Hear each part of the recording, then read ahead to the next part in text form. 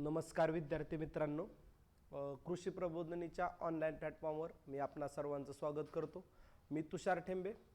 आपण सुरू केलेल्या ॲप्रोच बिल्डिंग प्रोग्राममधील नेक्स्ट लेक्चरमध्ये आपण ॲप्रोच रिलेटेड लेक्चर बघणार आहोत. यामध्ये आपण जॉग्राफी या विषयाचे 2024 साली झालेले 15 क्वेश्चन्स कशा पद्धतीने आपण सोडवले पाहिजेत, अभ्यास ओरिएंटेड, स्टडी ओरिएंटेड किती क्वेश्चन आहेत, तुमच्या PYQ ओरिएंटेड किती, आणि तुमच्या थिंकिंग अर्थात ॲप्रोच रिलेटेड तुम्ही केलेलं काम या रिलेटेड किती क्वेश्चन आहेत, तर ही क्वेश्चन बघणार आहोत. हे 15 क्वेश्चन बघत असताना आपण सर्वजणांनी, मला असं वाटतं वैयक्तिक की आपण सर्वजणांनी स्टडीसोबत ॲप्रोच आणि PYQचं असलेलं महत्त्व, PYQ ॲनालिसिसला असलेलं महत्त्व ह्या गोष्टींविषयी थोडीशी त्याबद्दल तुम्ही दक्षता घ्यावी.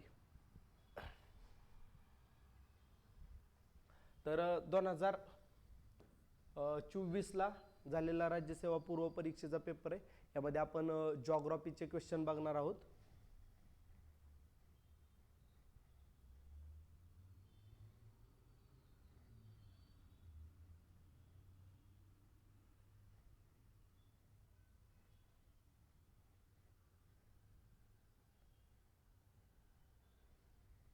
चला, 1 बाय 1 बघणार आहोत. यामध्ये आपल्याला महाराष्ट्राचा जॉग्राफी, इंडियाचा जॉग्राफी MH, इंडिया, फिजिकल आणि वर्ल्ड या रिलेटेड 4 रिलेटेड वेगवेगळे क्वेश्चन बघायला मिळतात आणि ते क्वेश्चन आपण इथं सोडवण्याचा प्रयत्न करणार आहोत. यामध्ये आपण पहिला क्वेश्चन बघत आहात. आता 3 गोष्टी लक्षात घ्यायच्यात. एक स्टडी, 2 PYQ आणि तिसरा ॲप्रोच. यातल्या कोणत्या क्रायटेरियात तुमचा प्रश्न बसत आहे त्यानुसार आपण तो प्रश्न सोडवणार आहोत. तर चला, पहिला प्रश्न बघा. खालीलपैकी सखोल उदरनिर्वाहक शेतीची वैशिष्ट्य नाही. सर्वात महत्त्वाचं तुमचा नाहीला इथं हायलाइट झालं पाहिजे की सखोल शेतीचं कोणतं वैशिष्ट्य नाही.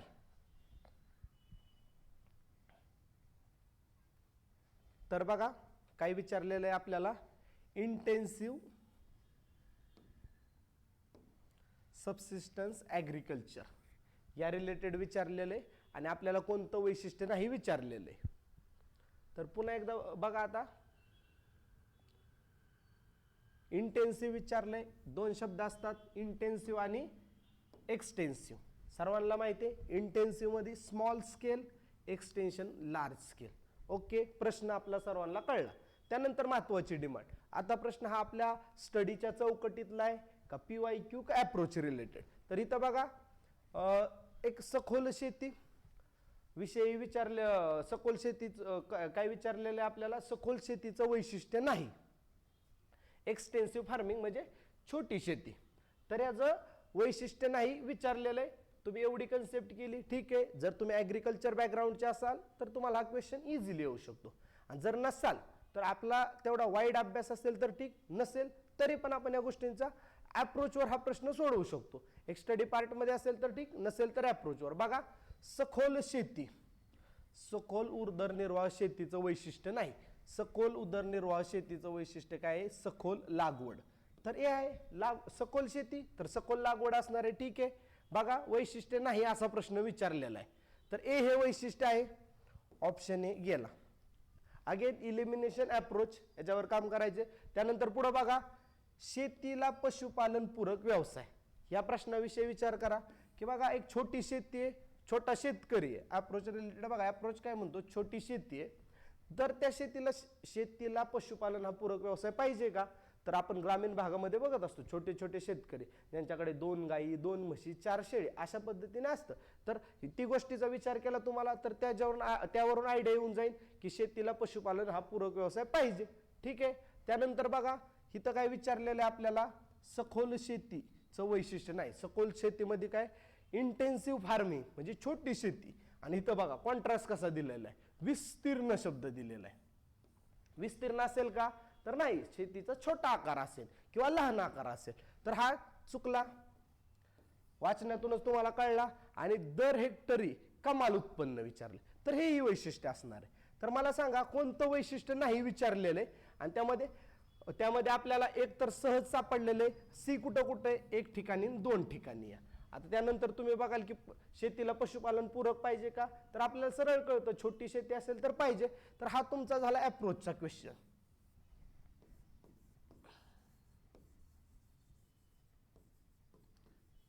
त्या पलीकडे जाऊन तुम्हाला काही गोष्टींमध्ये ह्या 2 ऑप्शनमध्ये कन्फ्युजन झालं असेल तर चुका पकडताना आपल्याला या क्वेश्चनच्या बाबतीत मिनिमम चुका पाहिजेत त्या पकडल्या पाहिजेत.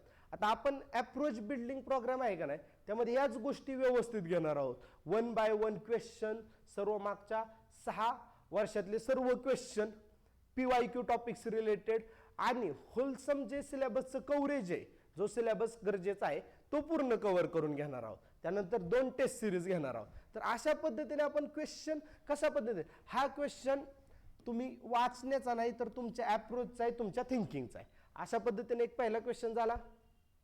त्यानंतर चला आपण दुसरा क्वेश्चन घेऊया. बघा, खालीलपैकी कोणता नागरी वस्तीचा आकृतिबंध नाही. बघा, नाही विचारले. अगेन तुमचा फोकस पुन्हा नाहीवर झाला पाहिजे. प्रत्येक वेळेस योग्य, अयोग्य, होय, नाही, आहे ह्या शब्दांवर तुमचा फोकस झालेलाच पाहिजे. नागरी वस्ती, नागरी म्हणजे कशा, अर्बन एरिया आला, ज्यामध्ये की पॉप्युलेशन भरपूर असते वगैरे असा एरिया झाला. मला सांगा शहरामध्ये बुद्धिबळपटासारख्या असू शकतात का वस्त्या? तुम्ही शुअर? मी शुअर नाही. ठीक आहे, कन्फ्यूज आहे इथं. वर्तुळाकृत्या असू शकतात का? ठीक आहे, काही ठिकाणी असू शकतात पण तरीही कन्फ्यूज आहे. रेषाकृत्या असू शकतात का? कन्फ्यूज आहे. पण मला सांगा विस्कळीत शहरामध्ये डिस्पर्स्ड वस्त्या असू शकतात का? तर नाही, ऍब्सोल्युटली नाही. डिस्पर्स्ड वस्त्या कुठे असतील? ग्रामीण भागामध्ये.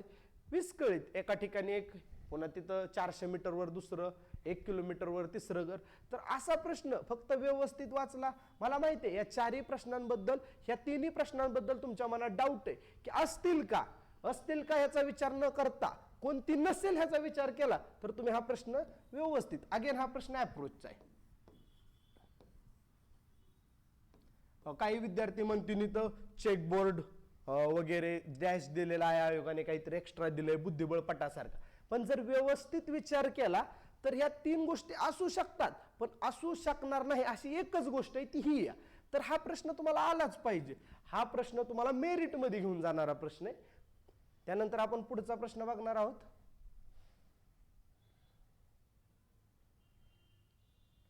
बघा, 18वा प्रश्न आहे, योग्य जोड्या लावा. आणि आपल्या जिओग्राफीतला तिसरा प्रश्न.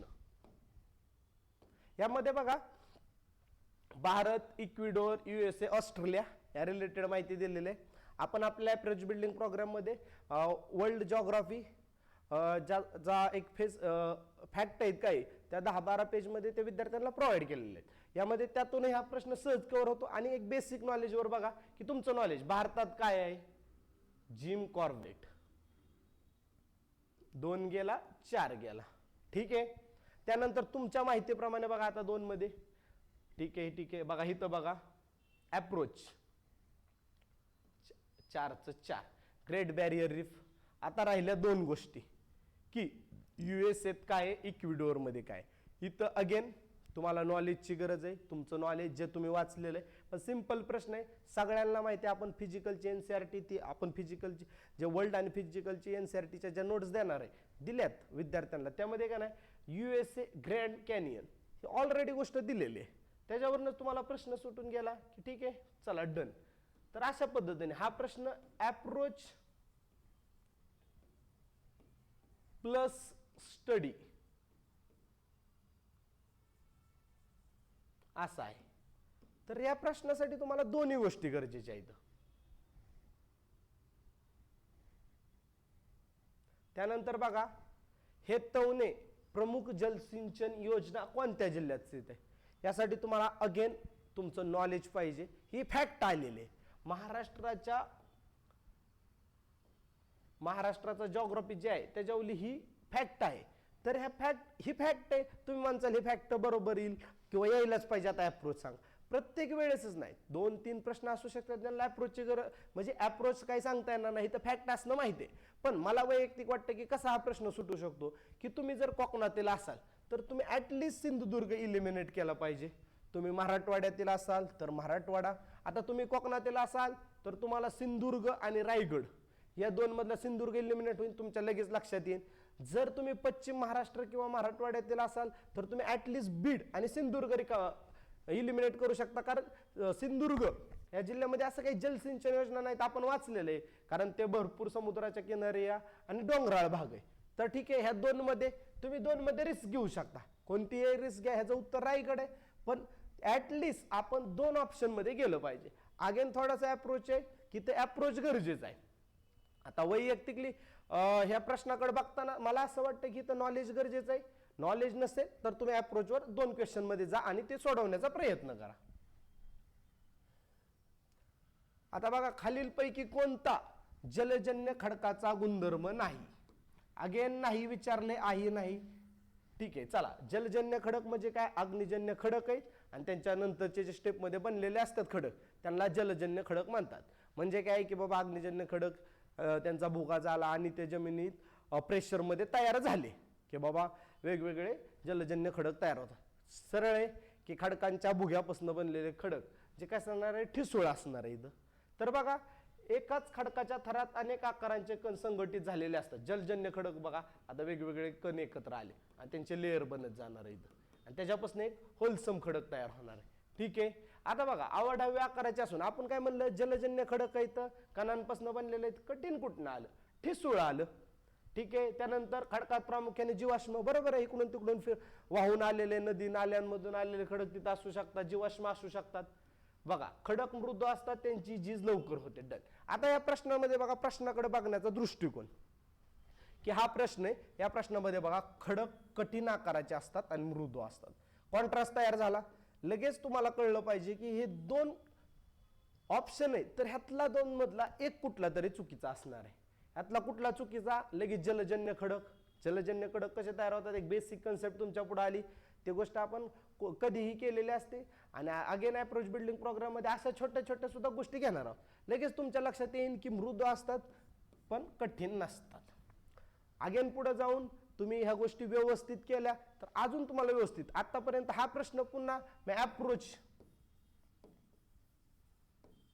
प्लस कन्सेप्ट ह्या कॅटेगरीत टाकेन की इथं तुम्हाला 2 गोष्टींनी अप्रोच मध्ये तुम्ही ह्या 2 पर्यायात लगेच गेला पाहिजे आणि जलजन्य खडक कोणत्या प्रकारचे असतात ही सिंपल गोष्ट तुमच्या लक्षात आली पाहिजे. चला पुढे बघा, भारतातील जनगणना वर्ष व मृत्यूदर यांच्या जोडा.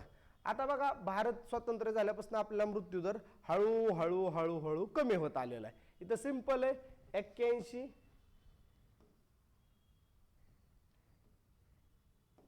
91, 2001, 11. सिंपली त्या गोष्टी कमी कमी होत आलेल्या असणार आहे. सर्वात मोठे फॅक्टवर आली 81 चे 15, 11, 8 आणि 7. अगेन आतापर्यंत आपण बघितलेले सर्व क्वेश्चन बऱ्यापैकी एक क्वेश्चन सोडला तर सर्व क्वेश्चन अप्रोच आणि सिंपल थिंकिंगचे. ह्याच्यामध्ये काय सिंपल विचार करायचा आहे तुम्हाला की मृत्यूदर कमी होत आलेला आहे, बस, त्याच्या पुढे काहीच नाही. अगेन पुढे बघा, आता 22वा क्वेश्चन, विखुरलेल्या वसाहतीची खालीलपैकी वैशिष्ट्ये आहेत. कोणकोणती वैशिष्ट्ये आहेत यामध्ये विचारलेले. यामध्ये बघा, विखुरलेल्या वसाहती मध्ये आपल्या पहिला प्रश्न काय होता आपल्याला की शहरामध्ये कोणत्या वसाहतीचा टाईप आढळत नाही, तिथं विस्कळीत दिलती. आता बघा, त्या विस्कळीतचा विखुरलेल्या वसाहतीचं वैशिष्ट्य आलेले. बघा कसा पेपर सेटर बी करतोय की एकाच ह्याच्यावर 2 क्वेश्चन त्यांनी डिझाईन केले. तर बघा, विखुरलेल्या वसाहती काय म्हणते, डोंगराळ भागात, गवताळ प्रदेश, दाट जंगलांचा प्रदेश येथे प्राकृतिक व पर्यावरणीय, इथं ह्या शब्दावर फोकस झाला पाहिजे का, अप्रोच महत्वाचा आहे. विखुरलेल्या वसाहती आढळत, हा शब्द इथं अनुकूल असता तर लगेच तुमचा आन्सर बदललेला असतं. प्रतिकूल, अनुकूल, लगेच अप्रोच मध्ये आपण तेच गोष्टी करणार आहोत. असे कोणते शब्द आहेत यांचे लगेच ऑपोजिट शब्द आपल्याला ते क्लिक झाले पाहिजेत की शब्द प्रश्न बघता क्षणी आपल्याला त्या गोष्टी क्लिक झाल्या पाहिजेत. की कोणत्या गोष्टी आहेत आणि कोणत्या नाहीत. तर इथं बघा प्रतिकूलतेमुळे, प्रतिकूलता म्हणजे काय, तिथं काही गोष्टी व्यवस्थित नाहीत त्याच्यामुळे काय असते आढळतात. ठीक आहे, डन. हे बघा सगळीकडेच आहे. ठीक आहे. त्यानंतर बघा या वसाहतींमध्ये घराची रचना एकाकी असते. विखुरलेल्या वसाहती एकाकीच, एक घर इकडे एक घर तिकडे असे लांब लांब घरे असतात. ठीक आहे. एन बी बघा कुठं आला आता, A B A B A B, तर पहिला ए गेला. आता पुढे बघा नदी, डोंगररांगा, रस्ते, रेल्वे मार्ग इत्यादींमुळे घरांचे समूह परस्परांपासून दूर असतात. आता ह्या प्रश्नासाठी ना तुम्हाला अगेन अप्रोच गरजेचं आहे. जनरल थिंकिंग करायची नाही. तुम्ही म्हणता नदी, डोंगर, रांगा, रस्ते, रेल्वे, दोन शब्द बघा. आता नद्यांच्या परिसरात ठीक आहे विखुरलेल्या वस्त्या आढळतात, डोंगर रांगाच्या परिसरात, पण रस्ते आणि रेल्वे मार्ग, मला सांगा पुणे शहरातून जाणारा नॅशनल हायवे, त्याच्याकडेला नॅशनल हायवे जो पुणे सोलापूरला जोडतो, त्याकडेला जी वसलेली शहरं छोटी छोटी आहेत, उदाहरणार्थ भिगवण आहे, इंदापूर आहे, तर छोटी छोटी शहरं आहेत, ही काय विखुरलेल्या वस्त्या आहेत का? त्यामुळे रस्ते गेला. रेल्वे मार्ग, पुणे मुंबई या शहरांमध्ये रेल्वे मार्ग आहेत का? तर अशा पद्धतीने तुम्हाला थिंकिंग करायचं. ह्या थिंकिंग आपण आपल्या अप्रोच बिल्डिंग प्रोग्राममध्ये तुमच्याकडून करूनच घेणार आहोत, की तुमचा अभ्यास तुम्ही केलेला आहे त्याला एक विचारांची, स्पष्ट आणि क्लिअर विचारांची जोड देणार आहोत. सी गेला बघा तुमचा, सी गेला, सी गेला. अगेन हा प्रश्न अप्रोचचा आहे, अप्रोच मस्ट आहे, नसेल तर तुम्ही 100% हा प्रश्न चुकू शकता.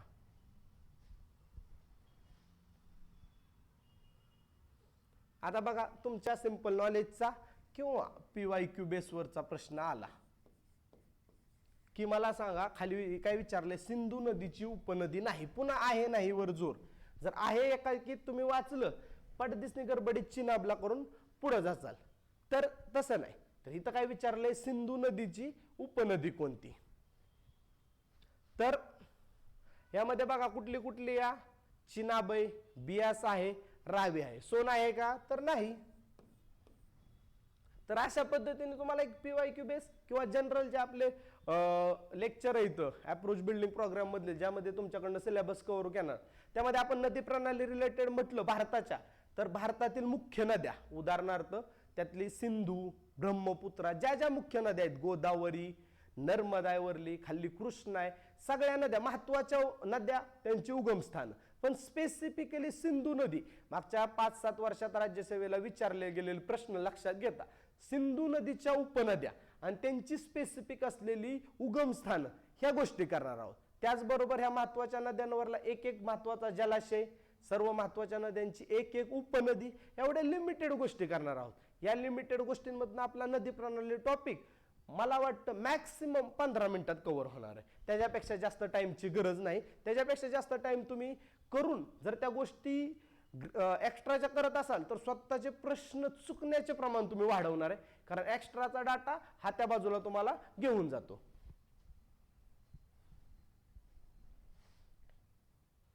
ठीक आहे, चला पुढे विचारलंय, महाराष्ट्रात कोणत्या प्रकारच्या जल प्रणाली आहेत? अगेन अप्रोचचा प्रश्न.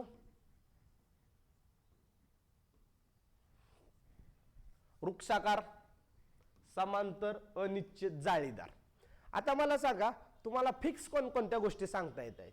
वृक्षाकार आहे का? तर आहे, गोदावरी वगैरे नद्यांचा त्या टाइप मध्ये वाटतो. समांतर कोकणातल्या आहेत. अनिश्चित कोणतीही नदी, ज्या छोट्या छोट्या नदी आहेत, यांनी स्पेसिफिक विचारलंय का मेजर मायनर वगैरे कोणती नदी?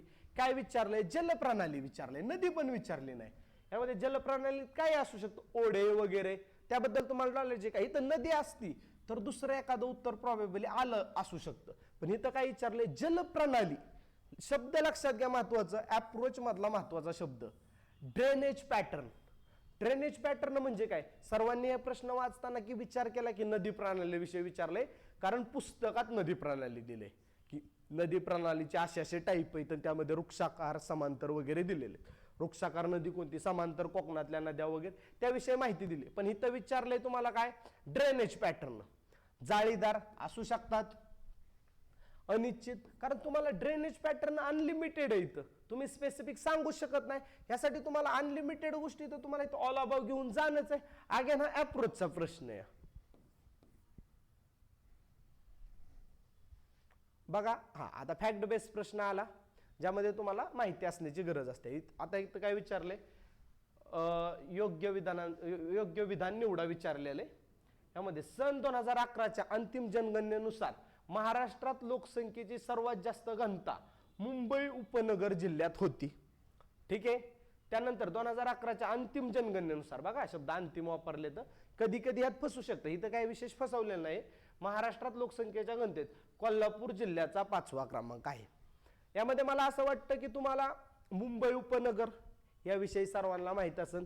सर्वात जास्त घनता कोणाची, तर आपण त्या गोष्टी पाठ केलेल्या असतात की मुंबई उपनगर 1 नंबरला, मुंबई शहर 2 नंबरला, ठाणे 3 नंबरला, अशा पद्धतीने आपण या गोष्टी पाठ केलेल्या असतात. त्यानंतर दुसरा प्रश्न बघा, 2011च्या अंतिम जनगणनेनुसार कोल्हापूर जिल्ह्याचा 5वा क्रमांक आहे. आता बेसिकली वैयक्तिक मी माझ्या जनगणना करताना की ह्या गोष्टी मी पाठ केल्या होत्या, कारण मला आयडिया होती की 5वा पॉइंट विचारला जाऊ शकतो, कारण तो पालघर आणि कोल्हापूर यातला जो अंतिम जनगणनेनुसार ज्या गोष्टी येतं त्यामध्ये थोडासा चेंज झाला होता. त्यामुळे कोल्हापूर हा पार्ट करणं गरजेचं होतं. अगेन तुमच्या थिंकिंगचा प्रश्न की अप्रोच कोल्हापूरच तुम्ही का केला, तर त्यासाठी तुम्हाला PYQ बेस माहित असणं गरजेचं आहे आणि त्यावरून तुम्हाला हा तुम्ही करणं गरजेचं होतं. तुम्ही ओके नसेल केला तरी तुम्ही ऑल अबाव घेऊन चला, दोन्ही बरोबर. आणि जर केला असेल आणि तुम्ही हा प्रश्न केला असेल तर त्याच्यापेक्षा बेटर काहीच नाही, तुम्ही आयोगाच्या अप्रोच पर्यंत, आयोगाच्या सिलेबस पर्यंत नक्कीच पोहोचलात. खाली बघा, ह्या पेपरमध्ये तुम्ही बघितलं असेल चुकीचं आहे कोणत्या कोणत्या गोष्टी, कोणतं वैशिष्ट्य नाही, असं नकारात्मक प्रश्न विचारण्याकडे आयोगाचा कल आहे. त्यामध्ये बघा पुन्हा की चुकीचं विधान कोणतं आहे, अरबी समुद्रात लक्षद्वीप बेट समूह आहे, माहिती आहे आपल्याला, बंगालच्या उपसागरात अंदमान निकोबार आहे. भारताची सागरी सरहद्द किनारपट्टीपासून 12 नाविक मैल आहे. ठीक आहे. त्यानंतर बघा बंगालच्या उपसागरात, हे काय जनरल आले. त्यानंतर दोन ऑप्शन राहिले, भारताची पाकिस्तान व बांगलादेशची भूसीमेची नैसर्गिक सरहद्द आहे. आणि इथं काय विचारलेलं आहे, भारताची सागरी सरहद्द किनारपट्टीपासून 12 नाविक मैल आहे. तर विचार करा, भूसीमेची नैसर्गिक सरहद्द, नैसर्गिक मध्ये काय, इथं मला असं वाटतं की आयोगाला म्हणायचं की नैसर्गिक म्हणजे काय, की बाबा जी चायना संघ आपली आहे, जी सरळ आणि सलग आहे, यामध्ये समुद्र वगैरे काय नाही, अशा पद्धतीने जनरल आहे. पुन्हा तुमच्या अप्रोचचा प्रश्न आला की तुमची थिंकिंग आली आणि त्यानुसार तुम्हाला कळते की भारताची पाकिस्तान व बांगलादेश यांच्यासोबत आहे का नैसर्गिक, नाही तर काय बांगलादेश सोबत जो आपली वॉटर सीम आहे, तर त्या गोष्टी तुम्हाला तिथं कळू शकतात की बाबा हा ठीक आहे डन, अरबी समुद्राच्या रिलेटेड तिथलं, तर त्याबद्दल तुम्ही तिथं त्या गोष्टी कव्हर करू शकता. आता बघा, पुढील कोणत्या घटकांच्या माध्यमातून मासेमारी विकास कार्यक्रम प्रभावीपणे राबवला जातो. बघा, भारतीय मत्स्यपालन सर्वेक्षण म्हणजे काय, the fishery survey of India, राष्ट्रीय मत्स्यपालन विकास महामंडळ, नॅशनल फिशरीज डेव्हलपमेंट फूड आणि मासेमारी बंदराचा विकास म्हणजे डेव्हलपमेंट ऑफ फिशिंग हार्बर्स. तर अशा गोष्टी विचारल्या. त्यांचं उत्तर काय दिलंय, मीट मार्केटिंग. आता बघा, मांस आणि मांस काय संबंध आहे का, सिंपल आहे, मासे वेगळे मांस वेगळे, डन, डी गेला. आता यामध्ये बघा, मासेमारीच्या विकासासाठी काय गरजेचं आहे, ठीक आहे, फिशरी सर्वे ऑफ इंडियाची डेव्हलपमेंट झालेलीच पाहिजे किंवा सर्वेक्षण गरजेचंच आहे, नॅशनल फिशरीज डेव्हलपमेंट बोर्ड गरजेचं आहे, मासेमारी बंदरांचा विकास चांगला झाला, मासेमारी पद्धतीसाठी असलेल्या सुविधा वाढल्या, होणारच आहे विकास. अगेन तुमच्या जनरल थिंकिंगचा आणि अप्रोचचा प्रश्न.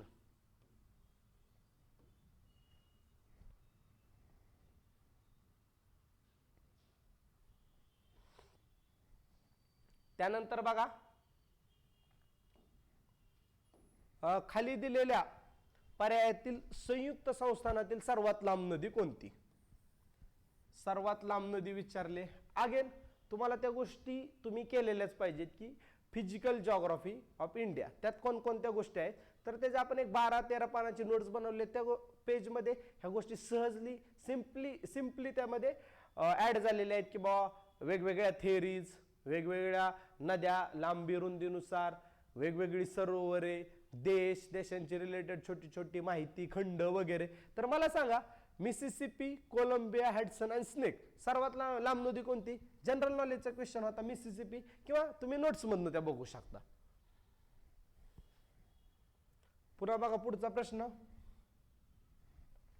14वा प्रश्न. तर खालीलपैकी कोणती विधाने महाराष्ट्राच्या बाबतीत 2011च्या जनगणनेबाबत आहेत? जनगणनेचा दुसरा प्रश्न आहे. तर बघा, लोकसंख्येत महाराष्ट्र दुसऱ्या क्रमांकावर आहे. ठीक आहे, युपी 1 नंबरला, आपण 2 नंबरला आहे. सगळ्यांना माहिती आहे. घनता किती? 365 आहे. लगेच भारताची किती आहे? 382. आपल्याला माहिती आहे. साक्षरता 82.91% आहे. ठीक आहे, इथं पॉईंटचं काही एवढं विचार करायचं नाही. 82%. ठीक आहे, डन आहे. लिंग गुणोत्तर बघा विचारलेलं आहे. लिंग गुणोत्तर 925 दिले. तर आपल्या सगळ्यांना माहिती आहे हे फॅक्ट आहे, हे चुकलेले फॅक्ट आहे. आणि अगोदर आपण सर्वांनी बघितलेलं आहे की महाराष्ट्रात लिंग गुणोत्तर किती आहे ते सगळ्यांना माहिती आहे. तर ही असा PYQ बेस आलेला प्रश्न तुमचा चुकता कामाच नाही. तुम्ही चुकून अलाभाव दिलं तर तुमचा अभ्यास कमी पडतोय. उत्तर काय आहे तुमचं? ABC. तर अशा गोष्टी की अशा सिंपल गोष्टी चुकल्या नाहीत पाहिजे. PYQ बेस प्रश्न आहे तर त्या तुम्ही गोष्टी व्यवस्थितच हँडल केल्या पाहिजेत. बघा, चंद्रपूर जिल्ह्यात खालीलपैकी कोणत्या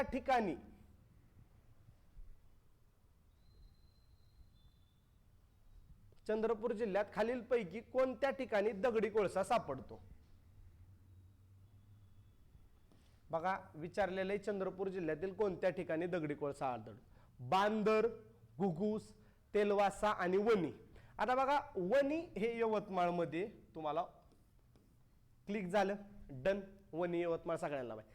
माझं वैयक्तिक अप्रोच रिलेटेडचं ऑब्झर्वेशन असं आहे की जर चंद्रपूर जिल्ह्यातील 4 ठिकाणं दिली असती तर हा प्रश्न तुमच्यासाठी कॉम्प्लिकेटेड होता. पण चंद्रपूर जिल्ह्यातील तुम्हाला 3 ठिकाणं दिल्यात आणि एक बाहेरचं दिलंय, तर त्या ठिकाणाला तुम्ही काढून राहिलेल्या प्रश्नांना आतापर्यंतच्या आयोगाच्या PYQ नुसार तुम्ही घेऊन जाऊ शकता.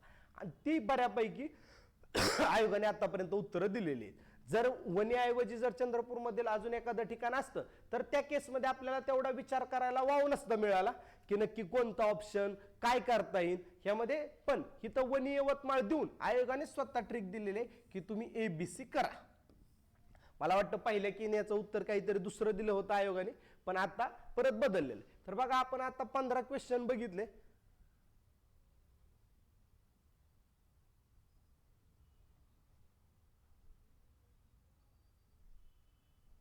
परत एकदा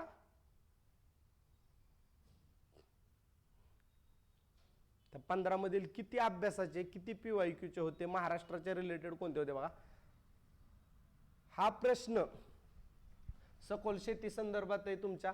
तर हा प्रश्न तुम्हाला एवढ्या छोट्या 2 गोष्टी कळणं यासाठी होता. आणि हा तुमचा अप्रोचचा प्रश्न होता. बघा, अप्रोचचा 1 झाला.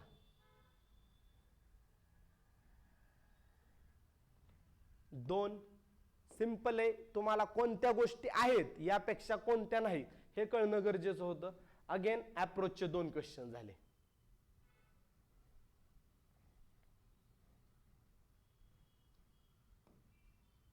स्टडी प्लस अप्रोचचा क्वेश्चन बघा, जिम कॉर्बेट. ठीक आहे, राहिलेल्या 2 स्टडी प्लस अप्रोच याचा प्रश्न होता हा.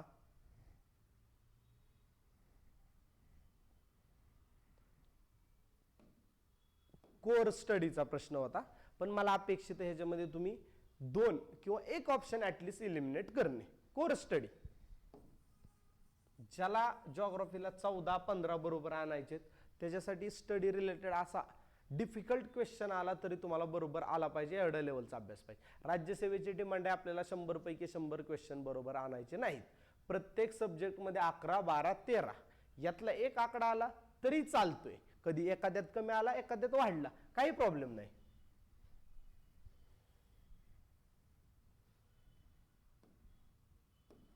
त्यानंतर बघा, जलजन्य खडक गुणधर्म नाही.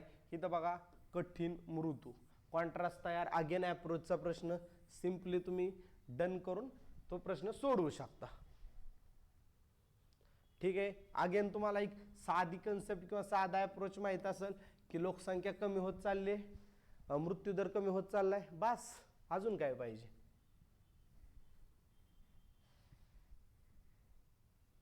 अगेन पुन्हा हा प्रश्न बघा, या प्रश्नामध्ये आपण मगाशी बघितल्याप्रमाणे पहिले दोन वाक्य, हिता आला तुमचा अप्रोच, हिता आली तुमची थिंकिंग. आणि जर अप्रोच इथं तुमचा कमजोर असेल, तुमची थिंकिंग त्या रिलेटेड अप्रोच रिलेटेड कमजोर असेल, PYQ अनालिसिस कमजोर असेल, तर त्या गोष्टी तुम्हाला तिथं की हा प्रश्न तुम्ही ABC उत्तर किंवा ABCD घेऊन जाऊ शकता. डी नाही जाणार पण ABC घेऊन जाऊ शकता. तुम्हाला रस्ते आणि रेल्वे मार्ग ह्या दोन गोष्टी कळल्याच पाहिजेत.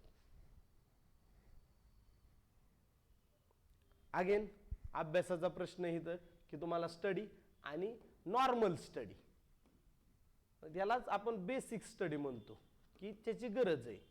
की बेसिक स्टडीमध्ये काय की बाबा कोणती सिंधू नदीची उपनदी. मग मी तुम्हाला सांगितलं की नद्या करताना आपण मायन्यूट लेवलला करणार आहे. तुम्ही म्हणसाल सिंधू नदी तिची उपनदी विचारली नाही, मागच्या 7-8 वर्षाचे क्वेश्चन पेपरचं अनालिसिस आणि सर्व गोष्टी लक्षात घ्या.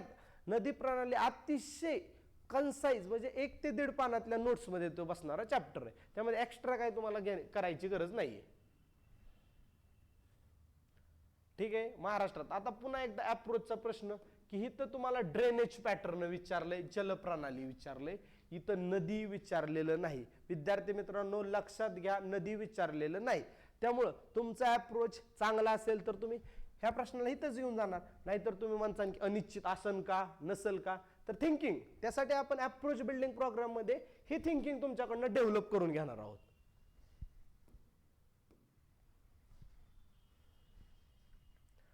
अगेन तुमचा स्टडी आणि PYQ रिलेटेड प्रश्न आला, त्याबद्दल इथं तुम्हाला फक्त त्या जे पालघर जिल्हा त्याच्या लोकसंख्ये रिलेटेड असलेलं, त्याच्या घनते रिलेटेड असलेला विषय, आणि त्यामुळे हा गोष्ट करायचा त्या अप्रोच मधनं कळू शकतो. परंतु जनरलाइज प्रश्न यामध्ये तुम्हाला नॉलेज गरजेचं आहे. अगेन अप्रोच आणि स्मार्ट थिंकिंग, स्मार्ट गेस करण्याच्या पद्धतीमधली स्मार्ट थिंकिंग आहे. हे सगळ्यांना माहिती आहे 12 किलोमीटरच्या आसपास आहे. भूसीमा ह्या शब्दाचा अर्थ मायन्यूट लेवलचं रिडिंग आणि व्यवस्थित रिडिंग, काळजीपूर्वक रिडिंग, यासाठी हा प्रश्न महत्वाचा आहे.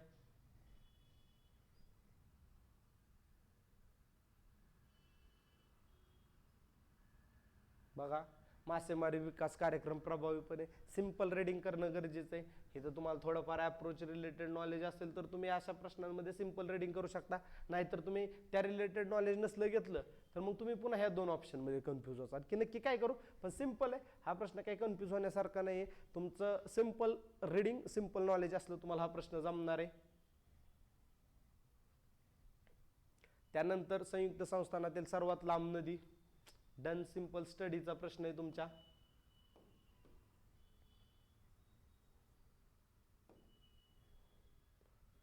घनता लिंग गुणोत्तराविषयी विचारलेला अगेन स्टडीचा प्रश्न आहे. त्यानंतर बघा पुढचा प्रश्न, हा पुन्हा तुमच्या अप्रोचचा प्रश्न आहे की इथं तुमच्या लक्षातच आलं पाहिजे, वणी यवतमाळ एवढं फेमस ठिकाण दिलंय, तर एकाच जिल्ह्यातील 4ही ठिकाणं दिली असती तर कन्फ्यूज होण्याचं कारण आहे. पण 3 ठिकाणं एका जिल्ह्यातली, एक वेगळ्या जिल्ह्यातले, तर तुम्ही इथं ABC उत्तर घेऊन जाणंच अपेक्षित आहे. तर अशा पद्धतीने आपण जॉग्राफी या विषयातील 15 क्वेश्चन व्यवस्थित अप्रोच स्टडी ह्या रूलनुसार सोडवलेत. मला वाटतं स्टडी प्लस PYQ आपण सर्वांनी बघितलं, एक 5 क्वेश्चन आहेत, मॅक्सिमम 5, 4 किंवा 5 क्वेश्चन आहेत. पण तुमच्या approach related, approach, smart thinking, व्यवस्थित वाचणं, मिनिमम चुका करणं, या रिलेटेडचे 9 ते 10 क्वेश्चन आहेत. त्यामुळे विद्यार्थी मित्रांनो, जो आपण अप्रोच बिल्डिंग प्रोग्राम चालू केलेला आहे, तर हा प्रोग्राम सुरू झालेला आहे. या प्रोग्राम मध्ये आपण सब्जेक्ट वाईज प्रत्येक सब्जेक्टचं होलसम जे सिलेबस कव्हरेज आहे ते करून घेणार आहोत. त्यानंतर आपण PYQ अनालिसिस आणि महत्वाचं जे आता अप्रोच घेतलं त्या गोष्टी करणार आहोत. तर हा प्रोग्राम जॉईन करण्यासाठी तुम्ही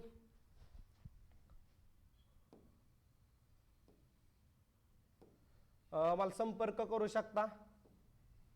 91 58 39 07 22 या नंबरवर संपर्क करू शकता. या प्रोग्राम रिलेटेड तुमच्या काही शंका कुशंका असतील तर त्या विचारू शकता. अशा पद्धतीने आपण जॉग्राफीचे 15 क्वेश्चन्स कव्हर केलेले आहेत. धन्यवाद.